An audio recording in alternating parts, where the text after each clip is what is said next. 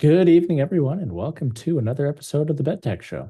We are your hosts, Ben and Ethan, and we have got some exciting tech news here at bedtime. It's going to be a little bit different. We're just going to be talking about stuff that's on our mind and what we've got going on. Uh, First thing that's on my mind that I'm kind of a little peeved at is Nvidia and their lack of supply chain management in getting stock of their new GPUs to stores. So reportedly, um, that their new 50 series GPUs launched this Thursday. It was available to people that were early enough to get online and order them. Most stores had single digit um, stock inventory that was sent to them, and all all stock went sold out within minutes. Single So digit, single digit inventory. single digit inventory. Bro, are you kidding? So Single digit inventory, bro. Oh my yeah, gosh. and people were camping outside of micro centers throughout the country, like since the beginning of the week. I mean, staying in those tents for a whole week just to get a GPU, and by the time that they opened, there was no stock for 90% of the people that were there. Dude, that's crazy. Can you imagine like morning of the first employee to open the store, everyone's waiting in tents, and the guy up front in line goes, "Hey, you get your GPUs in yet? Yeah, we just got them. Sick. How much you get? We got five. Sorry, what? You got five? You see how many people there are here? Like tens, if not hundreds of people are waiting, you know? Yeah, Dude, that's brutal. That's so yeah. brutal. And I mean, I know a lot is to blame on TSMC, who is the um, manufacturing for some of the microchip elements of their GPUs. Hmm. Like they've got they, I mean, that's kind of like the bottleneck in a lot of that, but still, it's pretty brutal. The fact that there's hardly any stock, and Nvidia has said that this is going to continue on for at least 3 months to expect this type of thing, that there will be very Three limited. months? Yeah. Dang. That's crazy. I can't believe the supply chain's that bad. But Yeah. it sounds like it's kind of out of their hands, right? Yeah. It's It's a getting little out of their bottlenecked. hands. Yeah. I guess they need to make their own microchip. That would be, Sounds like it. yeah, do some vertical integration here. Vertical integration indeed. Yeah, seriously. Have you ever waited outside like a store for something? I did when I was really young for Halo 2. When Oh, let's go, bro. so What a legend. Oh, do you see my Halo pillow in the back over yeah, here? I see it. 20 years, dude. 20 years. Yeah, so I waited in line for the release of Halo 2. That was that was pretty awesome. Got That's to cool. play it at Best Buy when it Nice, opened dude. up. But yeah, that was the only thing that I've really waited in line for. It's funny you say that because I've never really, I distinctly remember waiting in line to buy with my dad Star Wars Episode 1 tickets at the movie Oh. theater. Like the line was crazy long to buy tickets for like the next week for like opening week, right? Mhm.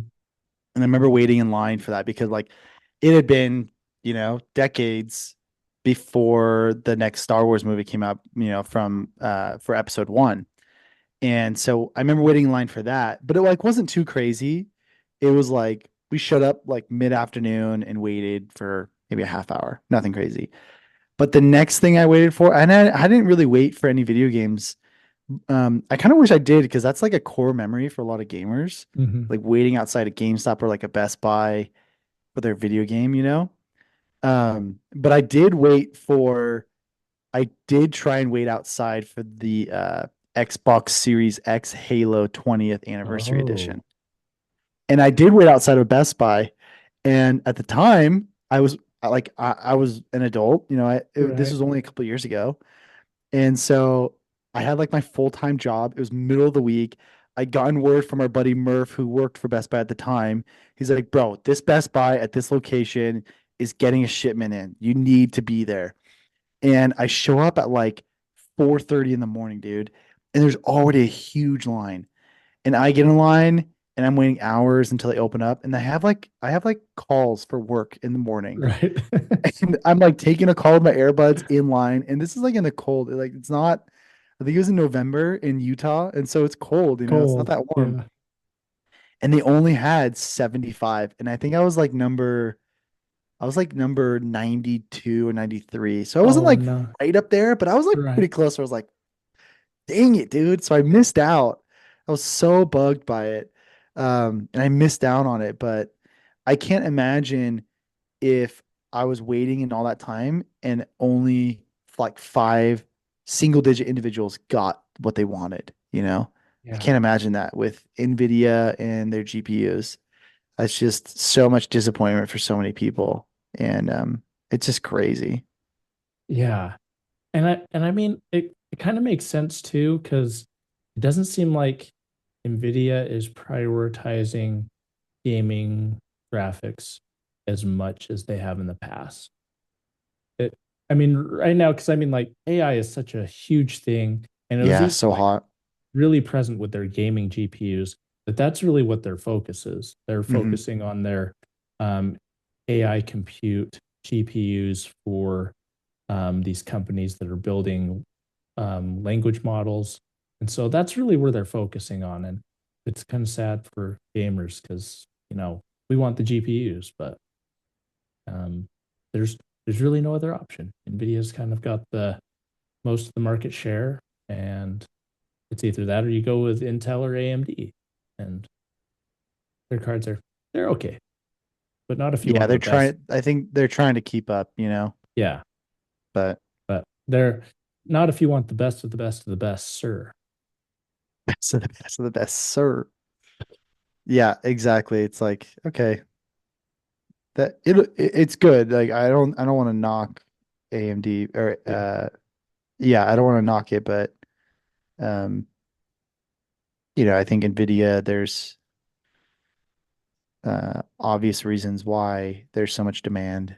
Mhm. Um, they're they're really changing the game, and they have such a huge impact on technology progression for AI and machine learning and computation. It's pretty crazy.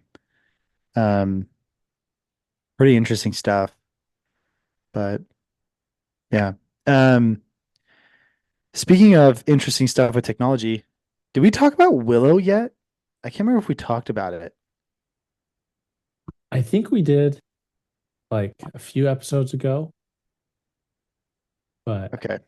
I wanted to talk about that, yeah, but let's talk about it. All right, some news over the last couple days with Willow.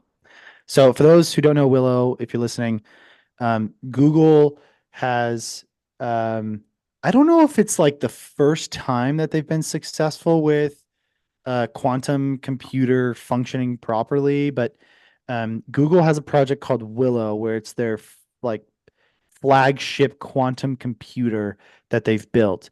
And correct me if I'm wrong, Ethan, but like from my understanding, it's like the first full functioning quantum computer.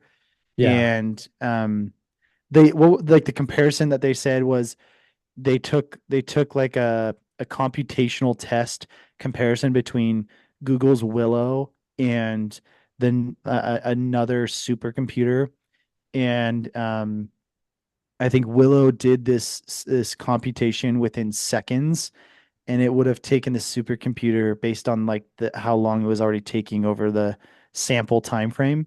It would have taken it like thousands of years to compute yeah, before it finally got to an answer, yeah. right? I think it was like 10 septillion years, And septillion. That's just which is that 10 to the I 25. can't even understand what that number even means, Yeah, it's It's like just 10 to the 25.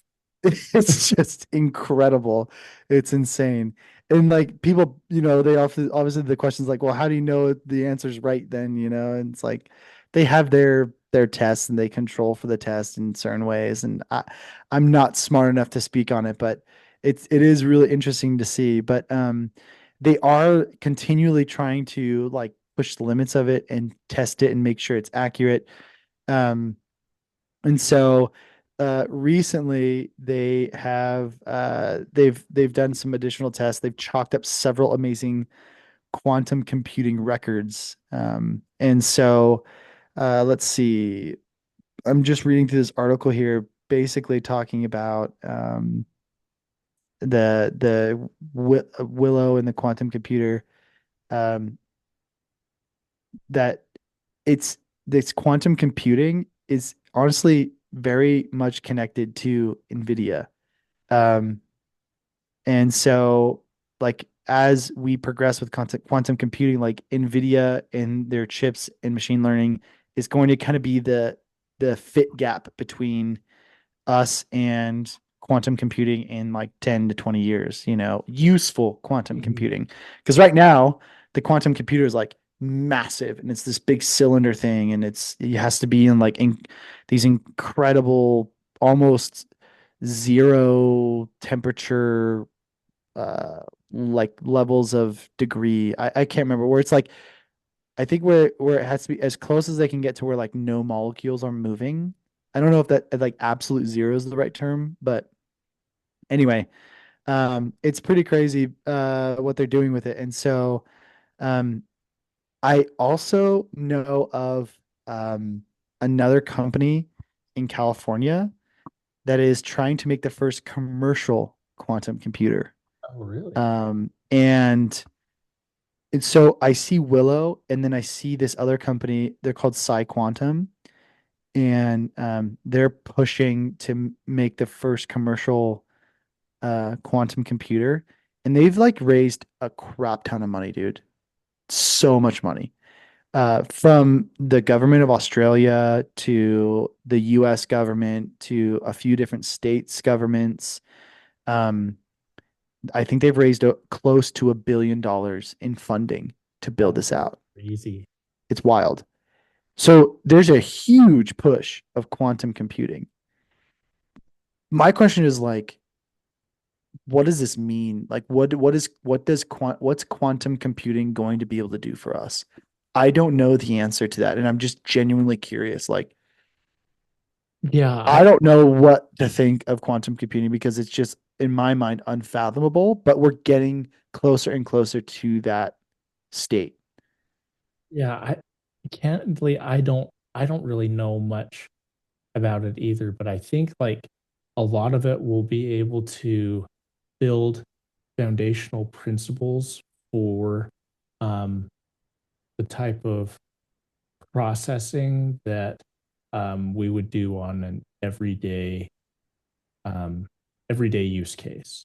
Mm, So like by building this, you can start to take stuff from this to change how we build transistors and build that technology to power just like your normal computer and perform everyday tasks for you. mm. I think when it is unlocked, uh, when I say unlocked, I mean like when we do get to an achievable state of leveraging quantum computing, I when you talk about how like it'll just uh not feed but be just the foundation of like core life, that's kind of what it sounds like where life will just kind of take off even more so.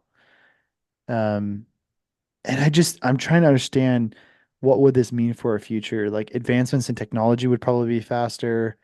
Um, Progression in scientific development, like health and care development would probably progress like dramatically. Um, and it makes Yes. me wonder if things progress too quickly, like if things would be hold back, Oh, kind of like what we're seeing with AI. yeah. That's a good thought. Like I'm looking at this article and it's talking about like 7 use cases of what quantum computing is going to help with. Yeah. One of them is like financial modeling, and helping to reduce risk and optimize large scale portfolios. So it can help Okay. better understand trends in an environment where like you can't really predict what's going to happen. Yeah. And then it's also going to help with route and traffic optimization, which can start to Ooh, predict weather patterns and how that affects traffic flow. that's pretty And crazy. yeah, because I mean, like traffic is also one of those things that is unpredictable because I mean you've got human interaction which can make it change. So it's going to help with that. And drug and chemical research. Which, Yeah, I can see that. Like I can see if you can plug in cancer research to quantum computing, that could progress insanely fast in my mind. But then like my when I said if it progresses too fast, they might pull back. I think of like big pharma, like yeah. would big pharma like that? Quantum computing to solve health issues? And there's a lot of money to be had in a lot of industries where there's maybe not a monopoly, but kind of like an oligopoly, which is like there's like a few different entities at play that are controlling the industry. And if you disrupt it by bringing in incredibly progressive development and advancement, I wonder if people would put I wonder if those controlling entities would put the kibosh on any kind of introduction of progression that's too fast that they can't wrap their hands around or put a fence around. Yeah, yeah, that is interesting to think about of whether they would. I do wonder about that. Like, what are the risks? What are the risks? I'm gonna ask ChatGPT, what is what is quantum computing going to do for my life? And I think the risk is that we're not going to be able to, if we wouldn't be able to stop it, just keep computing. And I don't know. So similar to what you were saying, based on the article, ChatGPT goes, I'm like, what is quantum computing going to do for my life? And ChatGPT goes, right now, probably not much. But in the future, quantum computing can impact your life in these ways. Supercharged problem solving. It's like complex problems would be solved exponentially faster. Better AI machine learning. Yeah. And that's what I'm talking about, like where Nvidia would be the fit gap Mhm. in the meantime, until we unlock like the capabilities of quantum computing, Nvidia and their chips are just going to continually progress AI and machine learning up into a point where it's like, okay, now we need to introduce quantum computing, and Nvidia was like the fit gap. Um, Revolutionize cryptography, break current encryption methods, forcing a shift to quantum resistant security, Interesting. online banking, passwords, cybersecurity, etc. Interesting. Scientific and medical breakthroughs is one of them. Um, and then accurate weather and climate predictions. So, what are the cons to quantum computing? I wonder what that is. Um, Expensive and complex, not ready for everyday use, fragility and error rates, threat to cybersecurity. Oh, huge power consumption. I didn't even think about that. Oh yeah. Running and cooling quantum computers requires significant energy. I guess that makes sense that they have to like run it in like a very frozen cold state. Yeah, because I mean like all this is it's like it's electricity moving through transistor, and so that's going to generate a lot of heat. And I know with like a lot of what OpenAI has to do is like they're burning through like thousands of gallons of water every second just to try and cool their data centers Wow. that That's they build. crazy. Yeah. That's And crazy. it's probably going to get to the point where we have to like submerge this equipment in a non-conductive liquid in order just to keep it cool. Keep it cold, yeah. Yeah. I've seen examples of that. It looks so weird because you're like you think to yourself like electrical components in liquid that doesn't like by like nature of your visuals, you're like, that doesn't make sense. Right. But if it's like I think it's what like certain oils Mhm. and other liquids, like you were saying, it's totally fine and it still is fully functioning. Yeah, which is crazy. I guess that kind of triggers like another thought to myself. Like if power consumption is like a huge aspect to it, with the progression of technology and more people consuming or more and more people using devices that consume more power, right? Because like think about the age of technology.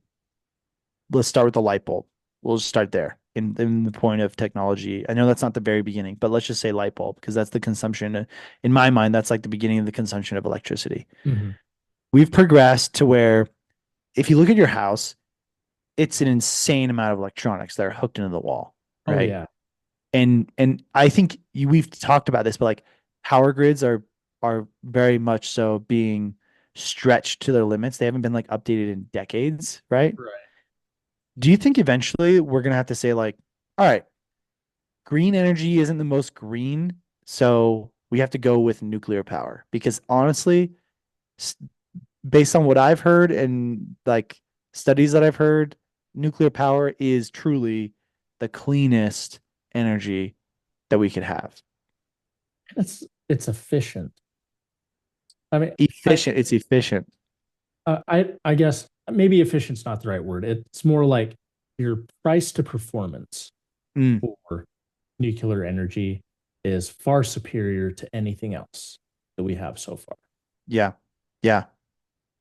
Yeah. And obviously there's like the huge fear factor based on like Chernobyl and I think there was like a meltdown in Japan. Hmm.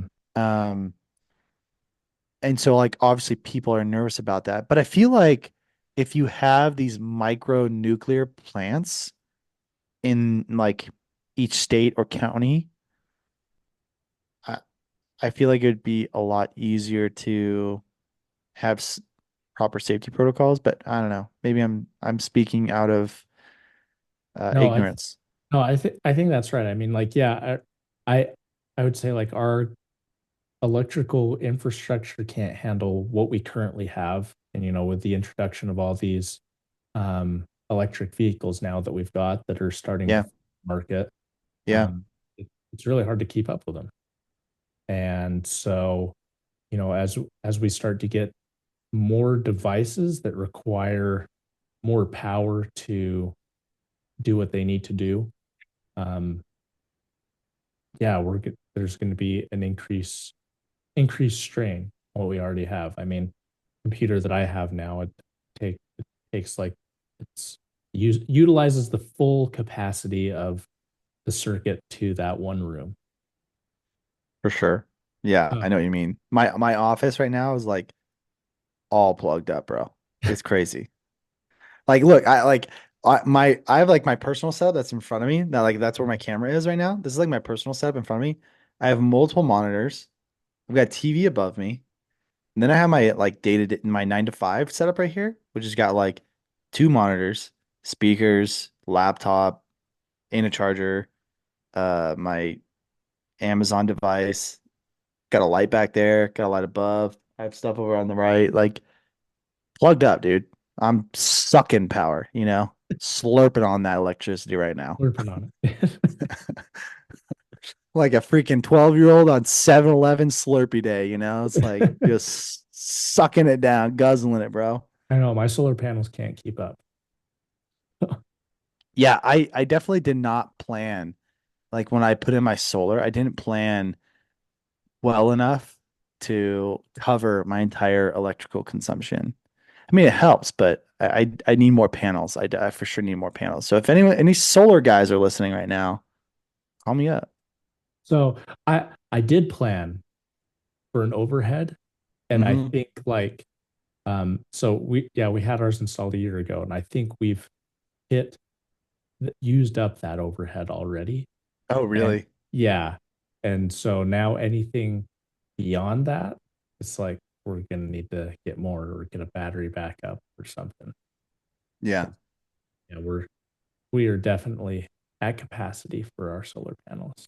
Yeah. Dude, I freaking love the idea of battery backup and having just like four fat batteries full of electricity and being able to like live for a week off grid if need be, Yeah. you know?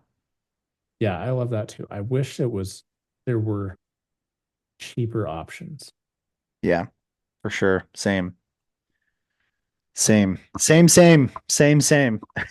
which is which is the reason that I haven't pulled the trigger on it yet. Is Same. Same, same. I don't Yeah, it's unfortunate because it's like I don't have 60 with the grand just to demand and drop on batteries. what's that? I don't have 60 grand just to drop on batteries. Yeah, dude, I know it's just astronomical if you want to try and do that. And I think I hope that it becomes similar to like TVs where, it becomes cheaper and cheaper over time as more and more dedication is put towards it to build it. And there's new iterations that come out, the Mhm. technology becomes more efficient and consumption becomes higher. And so as a result, there'll be more competitors in the market. And so they have to work with pricing. Because, like TVs back in the day were crazy expensive. And if you look at TVs now, the TVs that were going for 6 grand are going for close to $1,000 now. You can Yeah, get, I mean, I get notifications from Best Buy that they're selling 4K TVs for $300. yeah, dude, exactly, exactly. And so that's just how it goes. Like 100-inch TVs that were once close to the 10K mark are selling for 1,500. So I hope that's how it goes with electrical, like electrical components in the aspect of clean energy electrical components. Yeah, So me too. who knows though? Like I always have the hope, but I feel like things are just pivoting all the time.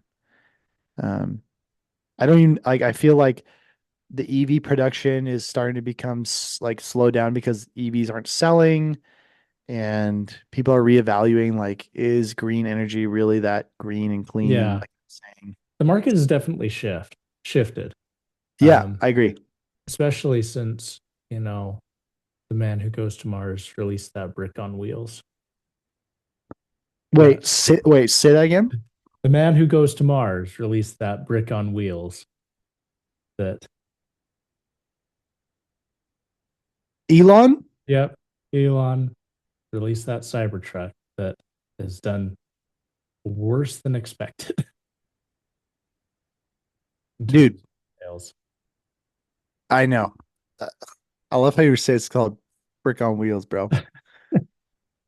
It's just I see him around town. Like I see him around town, driving around town. My kids get Yeah, stoked when they see him. And I'm like, man, that's so much money for like not that good of a vehicle. yeah, and like I always all these videos for the Cybertruck keep popping up on my feed of like stuff that it does extremely poor at.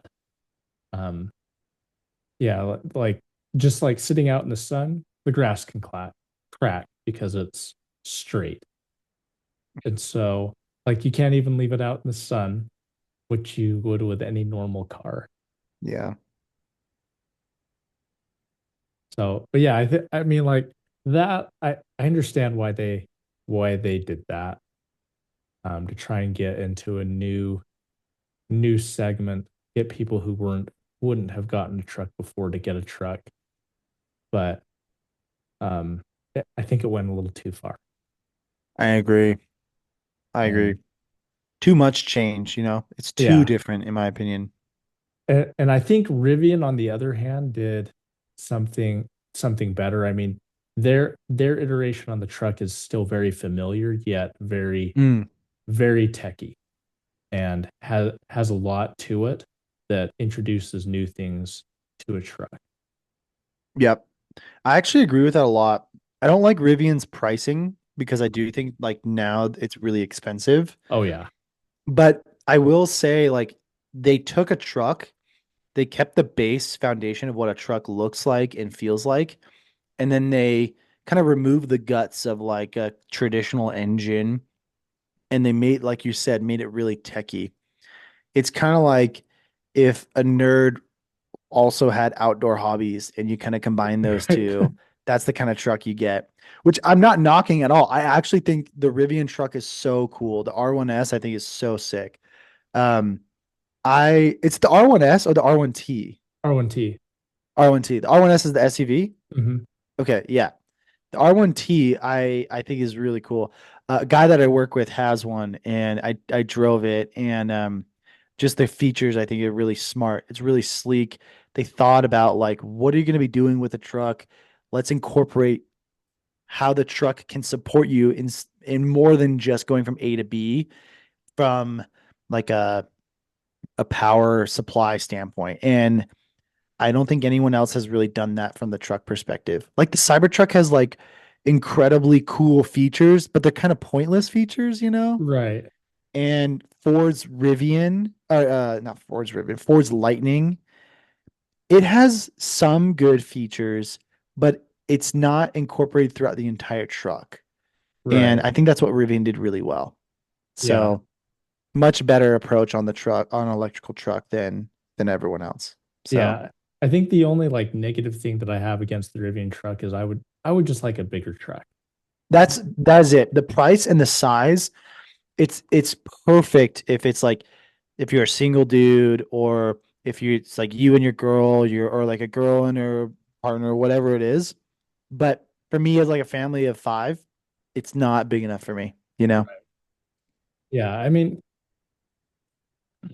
like I understand why they had that size of a truck. Because I mean, like if you want an adventure vehicle, the smaller size is going to make it more maneuverable to be able to do whatever you have. But it would be nice to have like a half ton class truck. Yeah. Yeah. I mean, the size that they have, it it probably it probably covers the majority of the market. It Right. covers the market the best, right? Mhm. If they went too big, like you're saying, like half ton, it probably would be less uh less customer base. And they'd probably be limiting themselves to the number of people that would be interested in buying. Yeah. But I would be one of those people that would be interested. Yeah. Me too. I mean, I think their target market is the Pacific Northwest, where everybody dresses like an impromptu hike could break out in any moment. hmm So, Always like always like your Patagonia vests yeah, going on with like a Columbia sweater underneath, you know? exactly.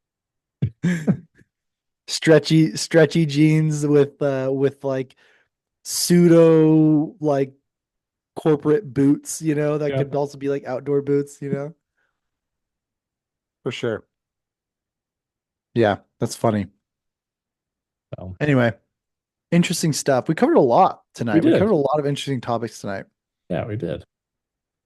But So, um, one thing that you all should do is make sure you hit that thumbs up. That really does help out our channel. Give it a thumbs up if you liked it. If you didn't, that other button seems to work all right as well. Make sure you send this to somebody you dislike. I know that they could really use that in their life. As always, ring-a-ling that ding-a-ling button so you never miss any content as it's posted on the channel. We are going to be posting more, so stay tuned for that. Until next time, stay classy and have a great evening. peace.